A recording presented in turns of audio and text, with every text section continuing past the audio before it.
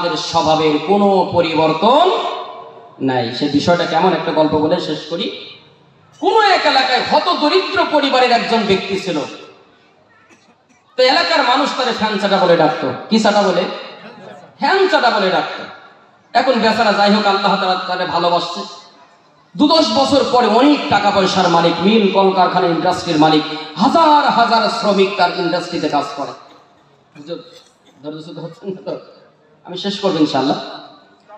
এখন লোকে তারে যখন জিজ্ঞাসা করে তুমি কার গাড়ির ড্রাইভার, তো সে ডাক দিয়ে বলে যে আমি অমুক ফ্যান চাটার গাড়ির ড্রাইভার। যখন ড্রাইভার মালিক ফ্যান চাটা সে শুনছে, কি সর্বনাশ, আমার ড্রাইভার আমারে ফ্যান চাটা বলে, তো সর্বনাশে কারবার।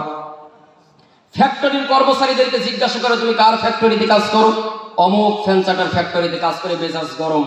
এলাকার এমএলএ মিনিস্টার যারা আছে তাদেরকে ডাকা হলো, প্রিয় ভাই 10 বছর আগে গরিব ছিলাম, ফকির ছিলাম, মানুষ আমার ফ্যান চাটা বলছে, যা বলছে সব ঠিক আছে। এখন তো আমি আর গরিব না, এখন ফ্যান চাটা এটা আমার খুব প্রেস্টিজে লাগে, মাইন্ডে লাগে, আমার নামের একটা পরিবর্তন করতে হবে। তো ঠিক আছে, শখানে গরু জবাই করো, মহিষ জবাই করো, এরপরে ছাগল, দুম্বা, উট যা জবাই করা সব করো, এলাকার হাজার হাজার মানুষের দাওয়াত দাও, খাওয়ানোর একটা দিন নির্ধারণ করা, সব করা হলো।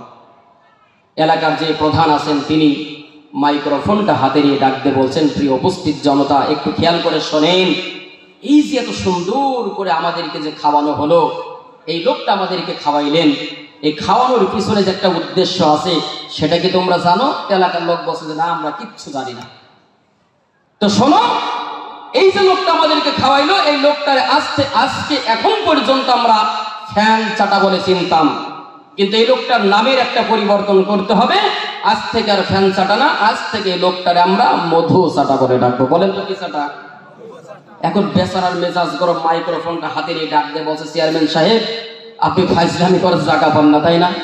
আমার কপালটা বড় খারাপ, আপনার কথা অনুযায়ী আমি 10, 20, 30 লক্ষ টাকা খরচ করে হাজার হাজার মানুষকে খাওয়াইলাম, আমার নামেরও পরিবর্তন হলো, কিন্তু কপাল আমার বড্ড খারাপ, আমার নামের শেষে চাটা চাটি শব্দটা আর গেল না। এখন আমাদের বিষয়টা হয়েছে এরকম, ওয়াজ শুনি, জালসায় মানে ঘন্টার পর ঘন্টা বসে আমরা কোরআন শুনি, কিন্তু আমাদের স্বভাবের কোনো পরিবর্তন নাই। লিমাতা